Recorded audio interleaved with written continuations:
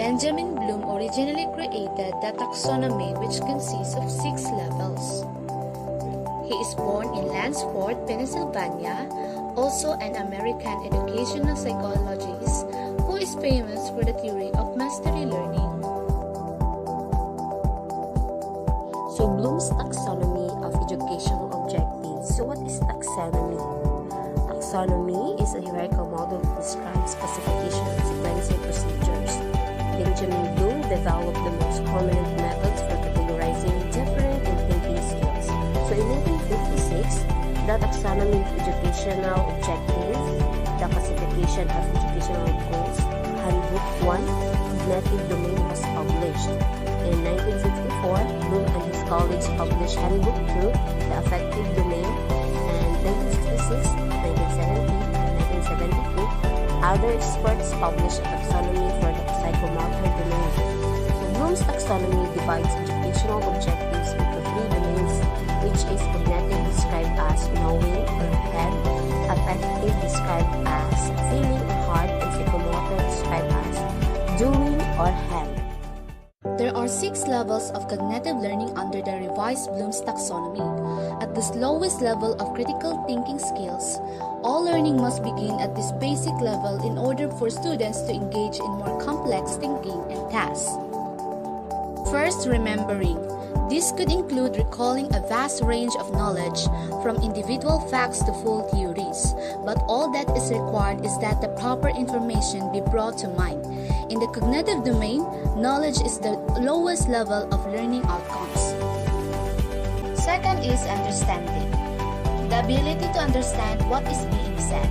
This can be demonstrated by converting content from one format to another, evaluating data, and predicting future trends. These learning objectives represents the lowest degree of knowledge and go beyond simply remembering things.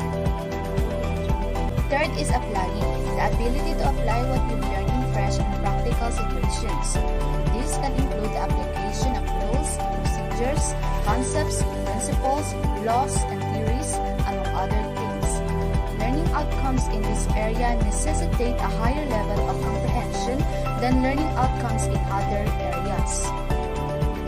Highest levels, people are able to build a mental structure from diverse elements and are able to put parts together to form a whole, as well as make judgments about the value of ideas. So here are the higher order thinking skills: analyzing, evaluating, and creating. First is analyzing. Breaking material into constituent parts, determining how the parts relate to one another and to an overall structure or purpose through differentiating, organizing, and attributing. Second one, evaluating. Making judgments based on the criteria and standards through checking and critiquing. This includes justifying a decision or course of action. Last one is creating. Putting elements together to form a coherent or functional whole. Reorganizing elements into a new pattern or structure through generating, planning, or producing. This includes generating new ideas, products, or ways of viewing things. Assessment from the Latin word assidere, which means to sit beside one another. It is a process of gathering qualitative or quantitative data for the purpose of making decisions.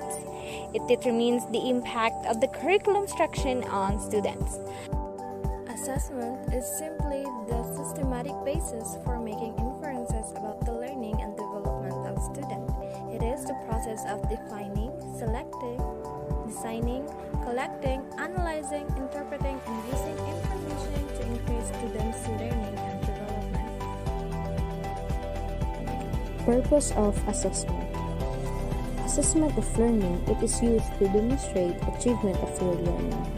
Typically, administered at the end of the unit or grading period, and evaluate the student, understanding by comparing his or her achievements against standard. Assessment for learning. It is used to receive feedback on your learning. This can be graded or ungraded. Its importance lies in the fact that the feedback received can help you to improve your performance in future assessment. Assessment as learning. It is used to empower you to manage your own learning. This is usually ungrafted. It is aimed to involve you in the learning process and help you to evaluate your own work. This will prepare you for the assessment challenges you will face as graduate.